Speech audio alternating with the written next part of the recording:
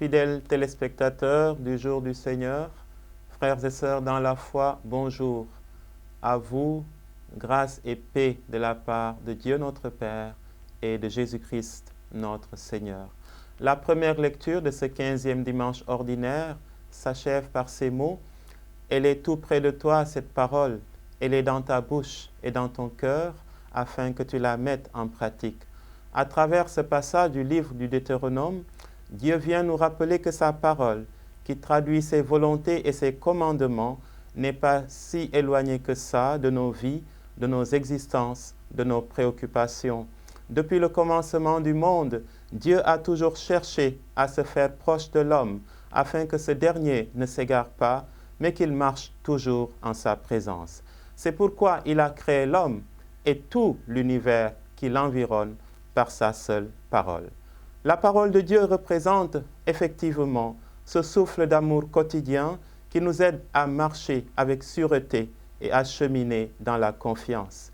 Le livre du Deutéronome voudrait ainsi nous faire comprendre que nous devons en toute logique avoir des comportements conformes avec la parole de Dieu, puisqu'elle est au-dedans de nous, puisqu'elle est à l'origine de ce souffle de vie qui nous anime, puisqu'elle est dans nos bouches et dans nos cœurs. La première lecture fait référence à la bouche et au cœur parce que dans la tradition biblique, la bouche est l'organe par lequel les prophètes parlent au nom de Dieu et transmettent au peuple les volontés divines. La bouche, c'est là où Dieu met ses paroles afin qu'elles soient proclamées, communiquées, partagées. Tandis que le cœur représente la partie la plus noble, la plus intime de l'être humain. Le cœur est un organe essentiel de la vie, le siège des facultés spirituelles telles que la sagesse, la mémoire, la volonté.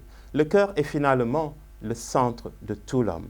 Faire référence à la bouche et au cœur, c'est donc parler de l'être humain dans sa totalité et dans sa capacité à être en connexion permanente avec la parole de Dieu. Faire référence à la bouche et au cœur, c'est affirmer que Dieu vient habiter tout notre être pour que nous soyons, par toute notre vie, parole de Dieu. Définitivement fixée dans le texte pour devenir saintes Écritures, la parole de Dieu s'est faite chair en Jésus-Christ pour pouvoir mieux s'écrire dans le cœur et dans la vie de tous les chrétiens que nous sommes. Chacun de nous est donc appelé à être le reflet et le miroir de la parole de Dieu, à être par son comportement une personnalisation de l'Évangile de Jésus-Christ.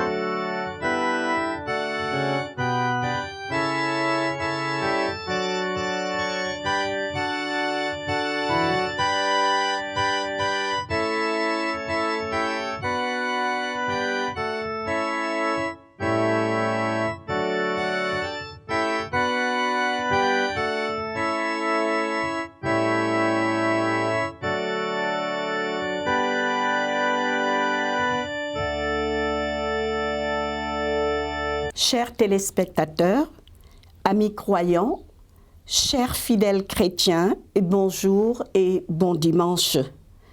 Notre émission Jour du Seigneur accueille en ce jour Monsieur Emmanuel Diédiou du SYMPEC. Le SYMPEC, c'est le comité interdiocésain national des pèlerinages catholiques. Notre émission revêt un caractère assez spécial. La foi à l'école du pèlerinage, l'art du dépouillement de soi. Bonjour, Monsieur Diédiou. Bonjour. Nous avons aussi Madame Bassène, Françoise Joanna, qui, dans son ouvrage, nous parle aujourd'hui de son ouvrage « Le journal du pèlerinage en Terre Sainte ». Bonjour, Madame Bassène. Bonjour, Madame Sow. Merci d'avoir accepté notre invitation pour parler du pèlerinage en Terre Sainte. Voulez-vous vous présenter à nos téléspectateurs? Je vais commencer par Madame Bassène, à ma droite. Merci, Madame Sow. Je suis très honorée par cette invitation et je vous remercie vraiment du fond du cœur de me donner cette opportunité de m'adresser aux futurs pèlerins en présentant mon livre et en donnant les impressions que j'ai eues. Donc je suis Madame Bassène, Johanna Françoise, enseignante à la retraite, écrivaine, auteure de plusieurs ouvrages, également dans la littérature chrétienne. Merci Madame Sow. Moi je suis Emmanuel Diédiou, je suis administrateur civil de formation et actuellement vice-président du comité interdiocésain national des pèlerinages catholiques qui, comme vous le savez, est dirigé par un évêque, l'évêque de Tambacounda, Monseigneur Paul Abel Mamba, pour en tout cas l'édition qui nous concerne. Merci en tout cas pour l'invitation. Merci aujourd'hui Seigneur pour l'occasion qu'il nous donne de pouvoir nous exprimer sur cette problématique importante. Je souhaiterais que vous puissiez nous faire la genèse du Saint-Pec, nous parler, nous présenter aux téléspectateurs le Saint-Pec. Merci Madame. Le comité interdiocésain national des pèlerinages catholiques est une intuition géniale de nos pères évêques de la province ecclésiastique de Dakar, donc pour les évêques du Sénégal, qui donc en 1964 avait estimé que le pèlerinage tel qu'il est compris dans la tradition biblique, dans la tradition chrétienne, une démarche de foi au cours de laquelle les chrétiens qui font effectivement cette démarche de foi rentrent renouvelés, devraient être mieux organisés. Ils ont donc mis en place en 1964 un comité interdiocésain national des pèlerinages catholiques avec une triple mission. La première, c'est de promouvoir l'esprit du pèlerinage, de faire en sorte que ceux qui nous font confiance pour faire cette démarche en Terre Sainte, à Lourdes, à Rome ou dans d'autres sites, à Fatima et autres, puissent effectivement revenir renouvelés par une rencontre personnelle et communautaire avec le Dieu de Jésus-Christ. Ils s'inscrivent dans cette tradition-là et le Saint-Pec a pour vocation de faire en sorte que tous nos fidèles catholiques qui sont établis au Sénégal puissent sentir le besoin d'aller en pèlerinage. Et c'est donc ce premier défi, l'objectif numéro 1, de promouvoir l'esprit du pèlerinage. Le deuxième objectif que nos pères évêques avaient identifié, c'est celui de l'organisation du pèlerinage. Le pèlerinage se faisait tous les 2 ans jusqu'en 2014. C'est donc une organisation qui était là, pouvoir en rapport avec les pouvoirs publics, en rapport avec les évêques et tous ceux qui veulent faire cette démarche de foi, organiser au mieux cette démarche-là pour que les gens puissent effectuer ce pèlerinage dans de très bonnes conditions, des conditions de sérénité et de prière. Le troisième objectif, c'est maintenant l'encadrement. Dès lors que les gens sont inscrits, convaincus de faire une démarche de foi, il va falloir encadrer pour que jamais l'esprit du pèlerinage, qui est une démarche de foi, ne soit dévoyé par d'autres pratiques. Il faut donc tous ces 3 encadrements qui vont intervenir, l'encadrement religieux, l'encadrement Saint-Pec, les membres du Saint-Pec, et comme vous le savez, il y a une mission médicale qui nous accompagne. Sans compter maintenant le fait qu'il y ait l'audiovisuel public qui, depuis les origines, accompagne l'Église dans le cadre de cette démarche-là. C'est donc nos évêques insistent, et au niveau du Saint-Pec, nous insistons pour faire le départ entre ce que nous sommes et des agences de voyage. Nous sommes un service d'église qui a un mandat d'église bien précis pour faire une démarche de foi et nous insistons de sorte que ceux qui nous font confiance comprennent que quand ils partent en Terre Sainte, ce n'est pas pour faire une villégiature estivale ou bien pour faire du tourisme religieux, c'est pour éventuellement éprouver leur foi au contact des réalités bibliques, des contacts des réalités archéologiques et au contact des réalités historiques qui portent notre foi chrétienne. Et ça, effectivement, nous avons ce mandat-là et humblement, nous nous investissons pour que cette mission-là soit accomplie au mieux pour la satisfaction de ceux qui nous font confiance chaque année depuis 2014, en tout cas, que le pèlerinage est devenu annuel. Merci, Monsieur Diédiou. Pendant 2 ans, du fait de la pandémie de Covid-19, comment le SYMPEC a pu profiter de cette période de stand-by pour repenser, recadrer et améliorer l'organisation du pèlerinage en Terre Sainte. Effectivement, nous sommes restés 2 ans sans organiser le pèlerinage au moment où les fidèles commençaient à prendre goût. Je m'en veux comme preuve l'engouement qu'il y a au niveau de notre secrétariat permanent pour les inscriptions. Nous sommes restés 2 ans, mais comme au service d'église, nous ne pouvons pas dire on n'organise pas le pèlerinage, donc on reste en léthargie. Non, nous avons surtout fait des formations pour les différents encadrements. Figurez-vous, on va avoir des professeurs, des gens de la zone rurale, des femmes de ménage. C'est une équipe composite. Et pour conduire ces gens en Terre Sainte, ces hommes et femmes en Terre Sainte, il va falloir avoir un minimum d'aptitude pour pouvoir permettre à cela de faire cette démarche de foi. Donc nous avons une série de formations qui ont été faites en communication publique, gestion des crises, leadership. On a pu inviter des professeurs d'université à former tout le monde, à nos armées. Et même l'organisation que constitue le SYMPEC, mieux structurer le SYMPEC pour répondre aux besoins de l'heure. Cela me donne l'occasion de rendre un hommage appuyé à tous ces hommes et femmes qui, depuis 1964, se sont investis pour donner au SYMPEC l'âme qu'il a aujourd'hui. Mais notre génération devra aujourd'hui s'armer et organiser au mieux. Et c'est pourquoi au niveau du SYMPEC, nous nous sommes réunis en commission. Il y a des commissions organisation, relations avec les institutions, commission communication, voilà. Et même la structuration, nous nous sommes organisés. Parce que ce qu'il faut dire, il y a une organisation type avec l'évêque, le vice-président, le secrétaire général, le trésorier et les commissions qui travaillent pèlerinage ou pas pèlerinage parce que c'est maintenant annuel, c'est 12 mois sur 12 que nous travaillons comme un service d'église, rendant un service aux fidèles catholiques qui lui font confiance, dans le respect de ce qui fait notre identité de catholiques convaincus et qui font le pèlerinage. Donc ces 2 années-là ont été mises à profit et aussi pour entrer en relation avec le pouvoir public.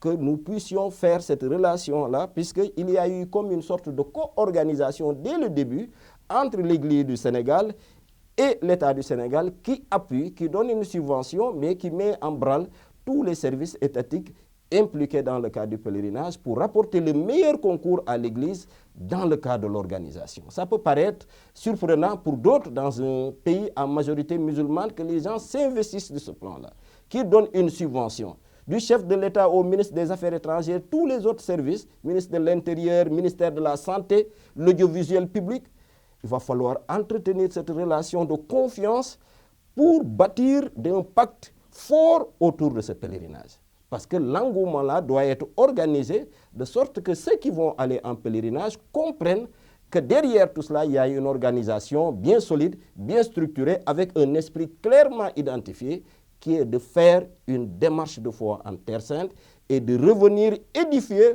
parce que nous avons effectivement vu quelque chose pour un témoignage plus incisif, un témoignage plus cohérent dans notre vie de chrétien au Sénégal. Ça, c'est important. C'est important. Donc, aujourd'hui, on considère que même c'est en fait le 5e évangile, le fait de pouvoir faire cette démarche de foi. Ailleurs, c'est un pilier. Chez nous, ce n'est pas moins important. Ceux qui ont les moyens, on accompagne. Et c'est le lieu de rendre un hommage appuyé au pouvoir public. Les chefs de l'État, le ministère de tutelle, notre ministère des Affaires étrangères et tous les services de l'État qui, chaque année, se dépensent sans compter à nos côtés.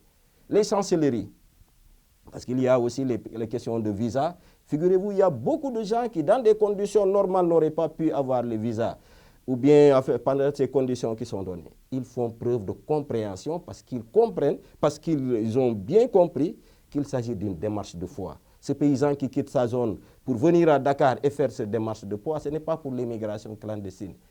Il a eu une catéchèse qui a accompagné son enfance, il est devenu adulte et voudrait mettre les pieds sur les pas du Christ, revenir, rassurer. Vraiment, c'est une merveille, c'est une aventure spirituelle qu'il nous faut vivre intensément pour véritablement comprendre c'est quoi le pèlerinage catholique. J'aimerais un peu revenir sur l'essence de ce qu'est le pèlerinage. Voulez-vous expliquer à nos téléspectateurs ce que c'est qu'un pèlerinage? Le pèlerinage, entendu au sens de l'Église, c'est une démarche, parce que pour nous, c'est Dieu qui vient à la rencontre de l'homme en Jésus-Christ. Ça, c'est un fait. Mais de tout le temps, nous avons rencontré l'expression avec Abraham, avec beaucoup d'autres qui quittent pour aller à la rencontre de Dieu vivant et vrai, qui quittent leur lieu, leur confort. Et dans la Bible, vous allez même trouver ce qu'on appelle le Cantique des montées, 120, 121 et 134, où des pèlerins qui vont à Jérusalem chantent véritablement leur foi. Dieu habite cette démarche-là, qui consiste à quitter d'un point A pour aller à un point B. Mais c'est d'abord une démarche intérieure. Nous voulons que les gens qui vont faire cette démarche-là, aller jusqu'en Israël, au sommet des montagnes et autres, se rendent compte que c'est en nous d'abord que cette démarche, cette soif est installée. Et ils vont faire cette démarche de foi. Donc en allant en pèlerinage, nous nous inscrivons dans une tradition ininterrompue de témoins de la foi. L'évêque de Dakar le rappelle tout le temps, nous sommes inscrits dans cette démarche-là. Pour dire que nous ne faisons pas du tourisme, du tout. Et c'est pourquoi d'ailleurs, pendant le pèlerinage, il y a une Eucharistie quotidienne qui accompagne la démarche des pèlerins. Chaque jour, vous aurez une messe comme pour dire, voilà, vous avez d'abord cette nourriture-là, dans un site, un lieu bien déterminé. Vous allez au lac de Tibériade, vous allez à Bethléem, il y a une messe avec des textes bien adaptés qui vous permettent de savoir effectivement nous sommes en Terre Sainte pour une démarche particulière. Et ça, c'est important. Nous ne transigeons pas, nous ne négocions pas cet aspect-là. La démarche est une démarche de foi. Ceux qui voudront faire une découverte, une villégiature, ont toute la latitude d'aller voir ailleurs. Au niveau du Saint-Pec, c'est pour accompagner une démarche de foi qui s'origine dans la tradition biblique, dans la tradition la plus ancrée de notre Église. De tout le temps, les gens sont partis. Et nous avons ciblé des zones qui, de par leur symbolique, constituent même une catéchèse. Jérusalem, Nazareth, Lourdes, Rome, qui n'entend pas des frémissements ou bien en tout cas du retentir dans son cœur quand on évoque Jérusalem, on sait ce que ça signifie pour nous. Nazareth, c'est ce que ça signifie pour nous. Lourdes, c'est la même chose. Et donc cet itinéraire, même que nous définissons, participe de cette catéchèse qui permet aux fidèles qui nous font confiance à travers le Saint-Pec et qui sont soutenus par l'État et tout, de pouvoir faire cette démarche et de revenir revigorer dans leur vie de foi pour un témoignage qui soit à la hauteur des attentes de notre Église et naturellement de notre pays. Puisqu'on attend de ces pèlerins-là qu'ils deviennent des citoyens d'un certain niveau, d'une certaine qualité dans le vécu quotidien. Amen. À tous les niveaux, politiques, économiques, culturels, religieux et tout, qu'ils puissent démontrer par leur vécu, par leur manière de faire, que nous n'avons pas été en terre sainte pour du tourisme, mais pour effectivement puiser aux sources vives du salut, comme le dit l'archevêque de Dakar. Monsieur Diédiou, pour cette année, quel sera le parcours et les conditions de voyage? Pour cette année, effectivement, les pèlerins vont partir sous le signe de la synodalité, qui est un peu le mouvement actuellement en vigueur dans notre Église, à l'invitation du pape François, qui a demandé ou fait effectivement que l'Église s'interroge sur sa propre identité. Et donc, ce sera les pèlerins de la synodalité, qui soient artisans de communion, de participation et de mission. Ils vont donc aller de Dakar à Jérusalem, Nazareth, Rome, où ils vont rencontrer le pape à l'audience papale, ou bien en tout cas nous sommes en train de travailler avec notre ambassadeur près le Saint-Siège pour qu'éventuellement l'on puisse avoir une rencontre personnelle entre le pape et les pèlerins sénégalais qui seront au nombre de 350 autour donc de cette synodalité. Donc comme vous voyez, et ils finissent à la cité mariale de Lourdes. Amen. Où ils vont rencontrer la Vierge Marie, prier pour notre pays, prier pour les familles, prier pour notre Église qui est aujourd'hui en marche on parle de synode, ça veut dire que notre Église devra témoigner de cette symbiose, de cette communion entre pasteurs consacrés, fidèles laïcs, pour porter la mission. Amen.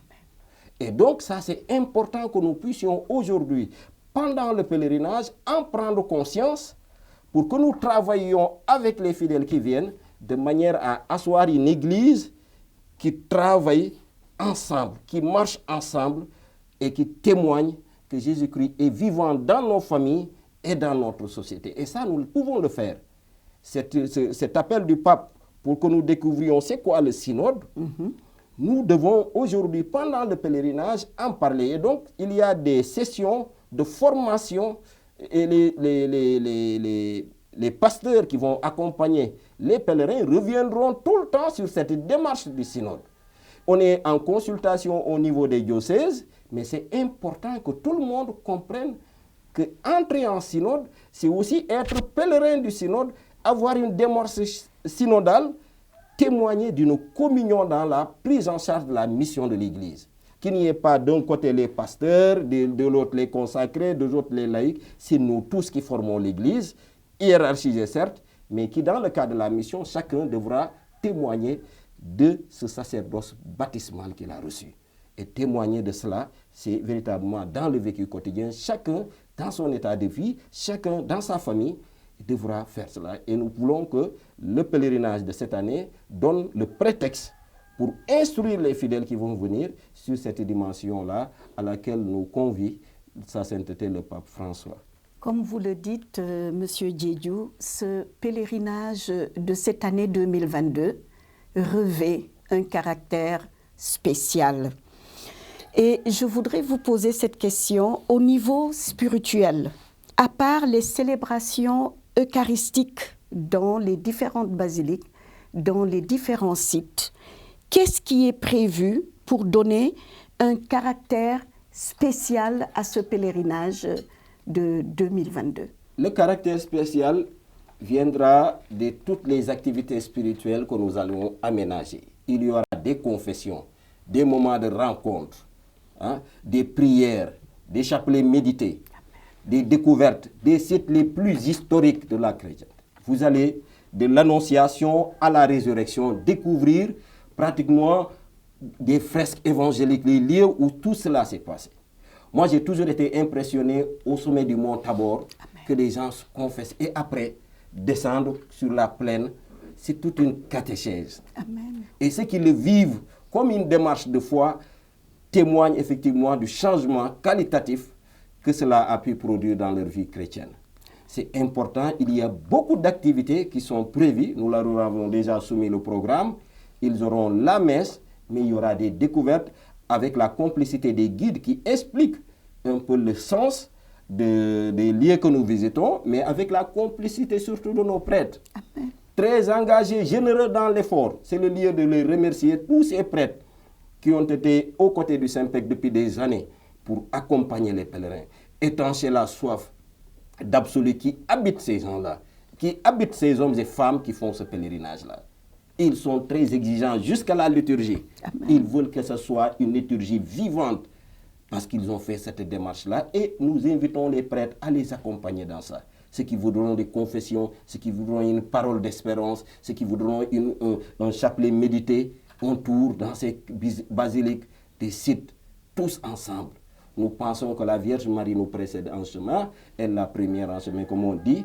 Nous pensons que l'Esprit du Seigneur habite la démarche que nous voulons faire et il n'y a pas de doute que si nous tenons à cela, les pèlerins 2022, comme les générations qui passaient, vivront une expérience unique en Terre Sainte, à Rome et à Lourdes, sous ce signe de la synodalité qui est un peu aujourd'hui la marque de fabrique de notre Église.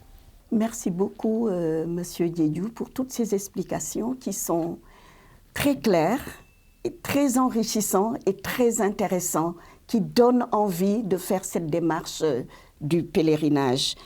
Avez-vous un message que vous voulez transmettre aux téléspectateurs par rapport à ce pèlerinage?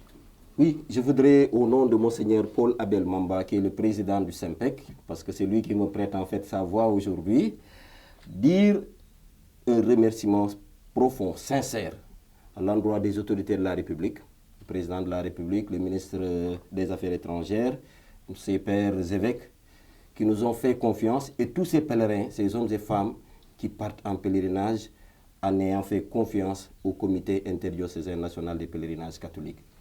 Et je leur dis effectivement, véritablement, nous allons faire cette démarche après une pause imposée de 2 ans, dans un contexte particulier. Et il est bon que dès à présent, ils puissent se préparer spirituellement et même physiquement à cette démarche qu'ils vont vivre. Qu'ils prennent au sérieux leur inscription et se préparent à cette rencontre unique avec le Dieu de Jésus-Christ. C'est cela le pèlerinage, ce n'est pas autre chose. Nous allons à la rencontre du Dieu de Jésus-Christ au moyen d'une démarche comme celle-là, aller jusqu'en Terre Sainte et autres, pour revenir. Et alors, nous aurons réconcilié le Saint-Pec avec l'intuition des pères fondateurs si nous arrivions au détour de cette démarche à avoir des chrétiens édifiés dans leur vie de foi. Nous, c'est notre souhait que quand les gens font cette démarche-là avec le Saint-Pec, qu'ils rentrent édifiés. Et c'est maintenant. Il ne faut pas attendre le jour du départ pour se dire véritablement je vais en pèlerinage. Quand vous allez en pèlerinage, toute l'année, dès que vous êtes inscrit, vous vous inscrivez dans cette mouvance-là. Et je souhaite que nos pèlerins, qui sont encore nos candidats pèlerins, puissent d'ores et déjà se mettre dans cette ambiance-là pour vivre avec nous une expérience sans doute qui va marquer toute leur vie de foi. C'est important que nous gardions cela et que nous investissions pour que cette démarche de foi, qui est essentiellement le pèlerinage, ne soit jamais dévoyée par quoi que ce soit, que tous ensemble, aujourd'hui on parle même de démarche qualité au niveau du Saint-Pec, offrir les meilleures prestations. Nous allons nous investir, l'État s'investira à nos côtés et je n'ai pas de doute que la Vierge Marie, l'Esprit Saint pourront nous accompagner tout au long de cette démarche de foi.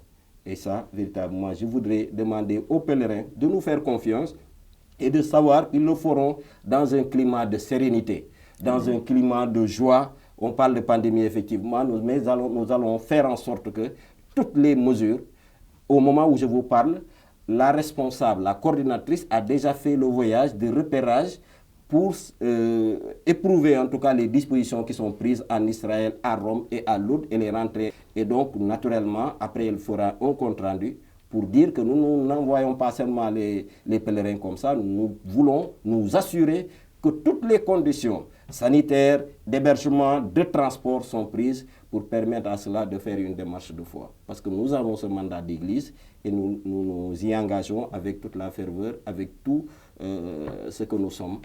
Cet engagement-là, c'est un engagement ecclésial. Nous sommes conscients humblement de porter sur nos frêles épaules une mission d'église et nous entendons la remplir avec le soutien et les prières de nos frères et sœurs en Christ. Monsieur Diédiou, je vous remercie infiniment de cette édification pour le pèlerinage de cette année. Surtout que pour ma part, il revêt un caractère très important. Nous avons été secoués par cette pandémie, comme je disais tantôt, et nos pèlerins feront cette démarche à la rencontre du Seigneur pour rendre grâce, pour dire merci au Seigneur de pouvoir être sur les pas de Jésus-Christ et témoigner de leur foi. Je vous remercie. Merci. Nous allons poursuivre notre émission. Nous avons sur notre plateau aujourd'hui Madame Johanna Françoise Bassène, auteure du livre « Le pèlerinage en Terre Sainte ». Votre ouvrage nous donne un avant-goût du pèlerinage et une envie de faire le pèlerinage en Terre Sainte. Vous partagez aux lecteurs les points saillants de votre pèlerinage en Terre Sainte. Un témoignage extraordinaire. Je vous laisse introduire ce débat de la rubrique littérature chrétienne qui tombe à pic avec l'actualité d'aujourd'hui, qu'est le pèlerinage en Terre Sainte. Alors, je veux seulement expliquer que j'avais déjà effectué un premier pèlerinage sans aucune préparation. Et pour moi, c'était pas vraiment un pèlerinage. Je suis partie presque spirituellement nue. Je n'avais eu aucune préparation. Je me suis inscrite, j'ai fait les formalités. Ensuite, j'ai assisté à la dernière réunion de lancement et puis à la messe d'envoi. Et puis j'ai pris l'avion et je suis partie. Et je suis revenue sur ma faim. Je suis restée sur ma faim. Des années après, longtemps après, je me suis dit, cette fois-ci, je vais faire un vrai pèlerinage. Je me suis préparée comme j'ai pu, surtout dans le recueillement, dans la prière, en demandant à Jésus, bon, viens avec moi, accompagne-moi, ouvre mon cœur, parce que la première fois, je n'ai pas tellement ressenti tout ça. Peut-être que je ne l'avais pas demandé non plus. Alors j'ai effectué un deuxième pèlerinage en me disant que je vais tenir un journal. Et au cours de ce journal, donc, je vais écrire non seulement ce que j'aurais vu et entendu, mais toutes mes impressions. Et comme ça, au retour, je pourrais relire mes notes et essayer encore de revivre par ces souvenirs ce pèlerinage. Voilà, c'était pas un livre destiné à la publication. D'ailleurs, tous mes livres, il n'y en a aucun qui soit destiné d'abord à la publication. C'était pour moi. Alors, et puis au retour, justement, à Dakar, j'ai essayé de mettre au propre mes notes. Et chaque fois, je me disais, ben tiens, si je peux, je vais m'informer encore, je vais voir comment je peux améliorer ce point-là. Et comme ça, de mot à mot, je ne dirais pas de fil en aiguille, de mot à mot, je suis arrivée donc à faire quelque chose de beaucoup plus étoffé qui dépassait le projet de journal. Voilà. Et je me suis dit, ben, ça pourrait servir aux futurs pèlerins, ou ça pourrait servir aux catéchistes même qui doivent parler aux enfants de certains lieux et qui n'ont pas beaucoup d'informations là-dessus. Alors, bon, j'ai fait ça, mais je n'ai pas voulu changer l'intitulé. J'ai pensé à un moment donné à Sur les pas de Jésus, mais il y avait déjà un ouvrage intitulé Sur les pas de Jésus. Alors, j'ai gardé le titre original Journal de pèlerinage en Terre Sainte, même si le contenu est un peu plus étoffé qu'un simple journal. Voilà pour l'historique. Madame Bassène, pensez-vous que nous puissions être préparés et qu'est-ce qui fait la particularité de votre journal comme un guide du pèlerin? La préparation, pour moi, c'est plus qu'un besoin, c'est une nécessité pour le pèlerin. Parce que, comme vient de le dire M. Didiou, le public des pèlerins est très hétérogène. Vous prenez un paysan ou un catéchiste du fin fond du Sénégal oriental, par exemple, il n'a pas ce contact avec les réseaux sociaux pour se préparer, il n'a pas ces documents que le Dakarois, par exemple, peut avoir. Et donc, il a vraiment besoin, d'une formation. Les pèlerins ont besoin d'une formation spirituelle, beaucoup de renseignements sur les sites qu'ils vont visiter. Et c'est un plus. C'est un plus par rapport à tout ce qui est déjà fait au niveau du Saint-Pec. Il faut en amont, préparer le pèlerin. C'est indispensable pour lui, pour qu'il puisse vivre vraiment un pèlerinage en toute connaissance de cause. Voilà. Par rapport à la spécificité donc du journal de pèlerinage, de mon ouvrage, c'est que c'est, en plus d'un guide, c'est un témoignage. C'est une expérience vécue. Voilà, donc on peut se dire que je peux lui faire confiance parce qu'elle a vécu ça et elle dit ce qu'elle ressent. Et voilà, c'est à la spécificité. Madame Bassène, en parcourant l'ouvrage, nous avons à chaque fois une présentation du site sur des références de l'Ancien et du Nouveau Testament, auxquelles vous rajoutez des réflexions personnelles. Selon vous, comment peut-on s'assurer d'un pèlerinage qui se veut un cheminement transformateur, un chemin de conversion? Je me dis que c'est un peu prétentieux. On ne peut pas réunir toutes les conditions, on n'est pas à ce niveau-là. On va laisser Jésus et l'Esprit Saint agir en nous. Mais auparavant, justement, il faudrait quand même avoir des informations sur le lieu que l'on va visiter. Vous savez que la parole n'est pas un fait isolé. Un récit d'évangile n'est pas un fait isolé. Il s'inscrit dans une continuité qui commence donc dans l'Ancien Testament. Et c'est pour ça que je me suis dit, bon, on va visiter le site, Bethléem par exemple. Qu'est-ce qui a été dit sur Bethléem dans l'Ancien Testament? Et on voit la prophétie d'Isaïe.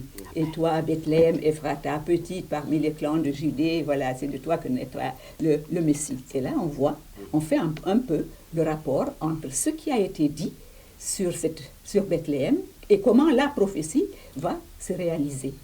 Et quand je dis donc Bethléem, c'est là que le Verbe s'est fait chair. Donc, et c'est pourquoi je fais cette description. C'est quoi? C'est un petit bourg, n'est-ce pas? Ça a été cité dans l'Ancien Testament. Et puis on prépare un peu le pèlerin. Parce que le pèlerin qui arrive, il voit Bethléem aujourd'hui. C'est comment? Hein? Et je veux dire que c'est triste, Bethléem aujourd'hui, c'est triste.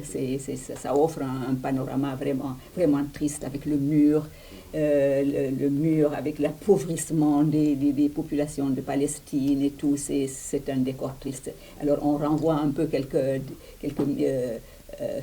des centaines d'années avant pour dire qu'est-ce que c'était Bethléem. Ça peut édifier un peu le pèlerin. C'est pourquoi j'insiste un peu sur ces données historiques. Le contexte socioculturel est très important dans la découverte d'un site. Vous parlez de la basilique de l'Annonciation, la grotte où Marie avait vécu à Nazareth, et du mystère de l'incarnation en page 16. Comment, à travers tous ces grands événements, amener les fidèles chrétiens à croire que la Bible est une histoire vraie, réelle, en vivant le pèlerinage en Terre Sainte? Vous touchez là, madame, un problème essentiel sur la foi. C'est la foi qui guide, ce n'est pas la raison. On ne va pas faire des recherches. Le chrétien d'aujourd'hui ne va pas aller faire, par exemple, des recherches et se poser des questions. Dès l'instant où il se pose trop de questions, il fait intervenir la raison et la foi n'a plus de place. C'est une démarche de foi. On va calquer notre foi sur celle de Marie. Marie, quand l'ange, c'était une jeune fille toute simple, éduquée à l'éducation judaïque, n'est-ce pas? Elle aussi, dans son cœur, attendait le Messie. Elle a été éduquée comme ça, elle a été préparée comme ça. Et tout à coup, elle avait ses projets. Elle avait ses projets et de mariage, par exemple, avec Joseph. Bon, et puis tout à coup, l'annonce de l'ange. Elle a dit oui, sans réfléchir. Mais même quand elle a dit comment se fait-il, comment ça se fera, ce n'est pas une interrogation de doute, non, c'est un peu la surprise. Et puis la foi l'a emportée, elle a dit oui. Voilà, je crois que c'est ça la démarche du pèlerin. Et puis si c'est réellement vrai, mais il y a eu les écrits aussi. Il y a eu tous les écrits de l'Ancien Testament, il y a eu les écrits des pères de l'Église. Plus tard, il y a eu des fouilles archéologiques pour confirmer tout ça. On parle des fameuses fouilles de Qumran, hein? Donc les manuscrits de Qumran, hein, dans la vallée de la mer Morte. Voilà. Et puis, ce qu'on a tendance à oublier, c'est la tradition. Comment les récits se transmettent de génération en génération et pour arriver des centaines de générations après jusqu'à nous. Et ça, il faut en tenir compte, hein, la tradition. C'est très important aussi. Vous avez notamment visité l'église de la Primauté de Pierre, en page 35. Votre volonté à travers ce journal est avant tout un désir de partage. Quel message avez-vous pour nos frères et sœurs chrétiens, car notre parcours spirituel est aussi un parcours collectif au sein de l'Église. Cette Église, comme vous le précisez dans votre ouvrage, sainte, catholique et apostolique. Pouvez-vous un peu nous parler de l'Église? J'aime bien cette Église de la Primauté de Pierre. D'ailleurs, je l'ai choisie en couverture de mon livre, c'est ce que vous avez là. Elle est belle pour moi, elle est simple, elle est toute en basalte. Et puis on descend des marches creusées dans le rocher jusqu'au lac, avec des galets au bord. Et puis ça inspire un climat de sérénité.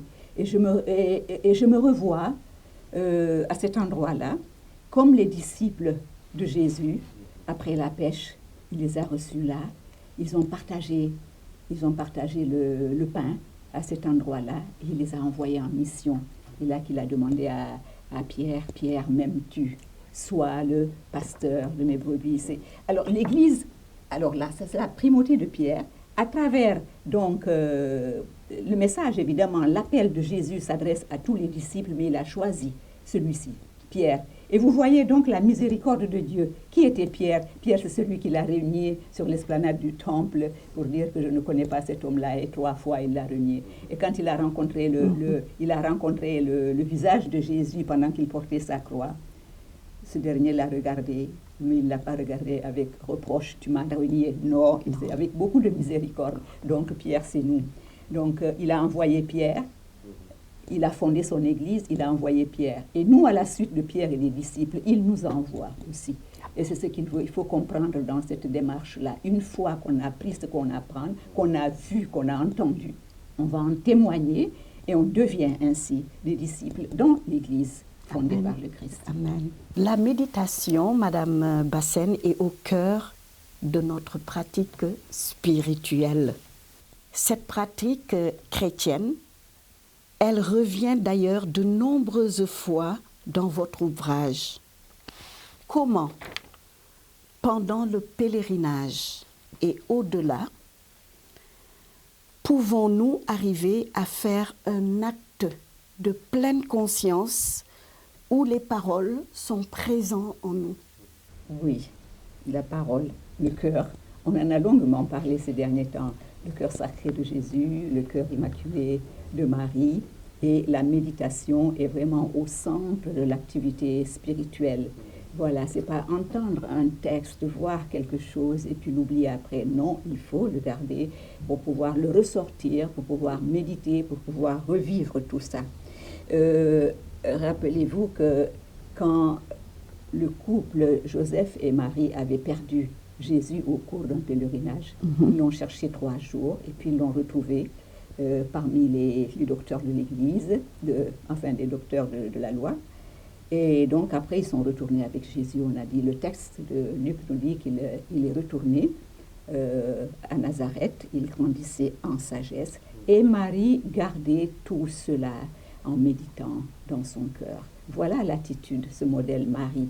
Il faut méditer. Pas réfléchir, mais méditer. Qu'est-ce que ça veut dire? Seigneur, développe-toi. Dis-moi, qu'est-ce que ça veut dire? Être complètement à l'écoute. Et c'est par la méditation, c'est pas dans le bruit, c'est dans ce silence, ce murmure et cette méditation qu'on peut entrer en cœur à cœur avec le Christ dans l'adoration, par exemple. Vous voyez, c'est ça un peu l'objectif. La méditation est vraiment très importante. En lisant votre ouvrage, Madame Bassène, j'ai été touchée personnellement par les sites suivants: le Carmel du Notre-Père, le Cénacle, la basilique du Saint-Sépulcre. Quels ont été pour vous les 2 sites les plus marquants de votre pèlerinage? Partagez-nous vos impressions. La réponse à cette question est un peu difficile. Tout est beau, tout laisse des empreintes profondes dans notre cœur. Toute la Terre Sainte parle, le lac, tout le lac parle de Jésus. Voilà, tout autour, il s'est passé plein de choses. Jérusalem, n'en parlons pas. Mais maintenant, si je dois répondre à votre question et ne me limiter à 2 sites, je dirais donc Nazareth et le Saint-Sépulcre à Jérusalem. Tout a commencé à Nazareth, avec l'annonciation de l'ange à Marie. Le oui de Marie a ouvert le Nouveau Testament. Le oui de Marie a ouvert la civilisation de l'amour. Voilà. Et nous sommes entrés donc dans une nouvelle période. Voilà. Donc tout ce que les prophéties avaient déjà annoncé, toute cette préparation qu'il y a eu pendant le Premier Testament, l'Ancien Testament, commence à prendre un point de départ décisif avec le oui de Marie. Vous savez, j'ouvre une petite parenthèse. Lorsque j'ai visité Nazareth, avec mon groupe, c'était un petit groupe, nous avons été au couvent des Sœurs Clarisse. Elles nous ont reçus là, et la mère supérieure nous a fait monter sur la terrasse du couvent. Et de là-bas, on avait une vue qui dominait Nazareth. Et puis, elle nous a délimité ce qu'était Nazareth, le petit bourg de l'époque de Jésus. C'était tout minuscule autour des grottes, là, c'était ça. Voilà. Et puis, elle nous a dit, voilà, c'est là qu'il a vécu son enfance avec la Sainte Famille. Et le père Charles de Foucauld, qui a été récemment canonisé, avait, dans sa vie, avait recherché cette quiétude, cette sérénité. Il avait ce dépouillement, vous parliez de dépouillement tout à l'heure, il avait recherché ce dépouillement et s'est dit où est-ce qu'il peut le trouver si ce n'est pas à Nazareth. Et il s'est inscrit, il est allé donc dans ce couvent-là, incognito, et il s'est inscrit donc comme jardinier, un homme à tout faire, et on lui avait donné une petite cabane là-bas. Et il passait son temps entre ce petit service qu'il rendait donc aux sœurs, l'adoration et la contemplation de ce site de Nazareth où a vécu Jésus et Marie, là où Marie méditait dans ses petites tâches quotidiennes, toutes simples, mais là où elle méditait vraiment toutes les choses qui lui arrivaient depuis l'Annonciation. Voilà. Et puis, à côté, vous avez donc le Saint-Sépulcre, là on assiste à l'accomplissement de la promesse. C'est un endroit qui abrite les lieux de la crucifixion, de l'ensevelissement et de la résurrection. Et c'est les fondamentaux de la foi chrétienne. C'est les fondamentaux de la foi chrétienne. Donc, voilà, avec la figure de Marie, qui au début a reçu le Verbe de Dieu en son sein, et ensuite, au pied de la croix, elle l'a donné, elle l'a offert à l'humanité. Voilà, donc je me dis que ces deux sites-là sont au début et à la fin, et entre les deux, vous avez tous les enseignements de Jésus et tout ce qui s'est passé donc dans la vie de Jésus avec ses disciples. Je vais terminer notre émission par votre préface. La préface a été faite par notre archevêque de Dakar, qui vous a fait l'honneur de préfacer cet ouvrage. Pouvez-vous nous dire quelques mots sur lui? Il m'a fait l'honneur, ça c'est vrai. C'est vrai, avoir un livre préfacé par l'évêque, et surtout qu'il était chargé, c'était le responsable chargé de l'accompagnement des pèlerins pendant plusieurs années au niveau du Saint-Pec. Alors, c'est un ami qui m'a orienté vers lui. Au début, je cherchais un lecteur pour la correction de l'ouvrage. Quelqu'un d'averti et tout. Et j'en ai parlé à cet ami-là. J'ai dit, moi j'ai écrit quelque chose et maintenant je cherche un lecteur, quelqu'un de très avisé sur la question.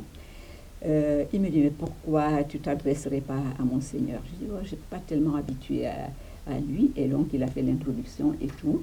Et donc il a fait de très belles corrections qui étaient même pour moi un enseignement. Hein. Par exemple, il me dit, il faut toujours introduire la tradition dans votre ouvrage parce que tous les lieux n'ont pas été, on n'a pas des preuves. On revient donc à ces preuves. Par exemple, la montagne du Tabor. Et donc j'ai dit que c'est ici donc que s'était passé la transfiguration de Jésus. Et il me dit, il faut rectifier. C'est ici selon la tradition parce que nous n'avons pas des preuves exactes que c'est vraiment ici. Voilà. Donc il m'a bien orientée et par la suite je me suis dit pourquoi pas ne pas lui demander une préface. Et je profite donc de ce plateau pour le remercier encore vivement.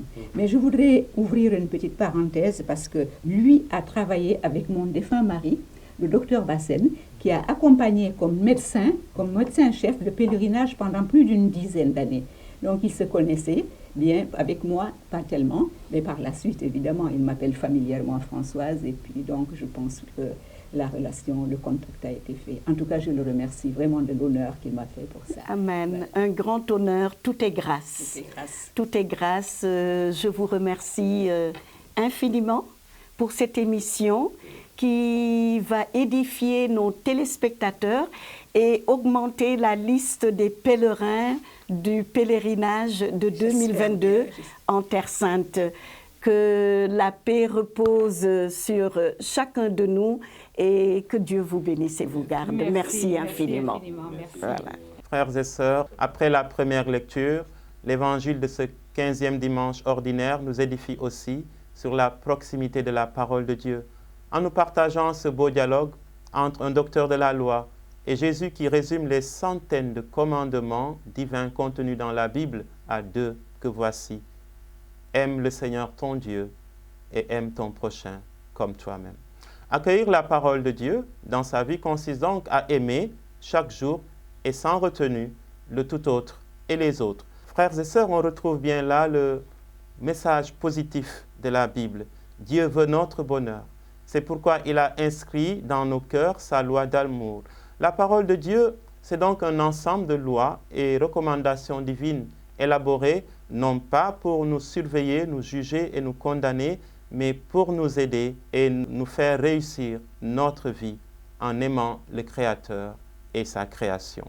Voilà pourquoi Jésus répond au docteur de la loi dans l'Évangile en disant « Fais ainsi et tu vivras », c'est-à-dire « Aime Dieu et ton prochain et tu vivras ». En parlant ainsi, Jésus met les verbes « aimer » et « vivre » au même niveau. Pour lui, l'amour fait vivre, l'amour est vie, comme la vie est amour.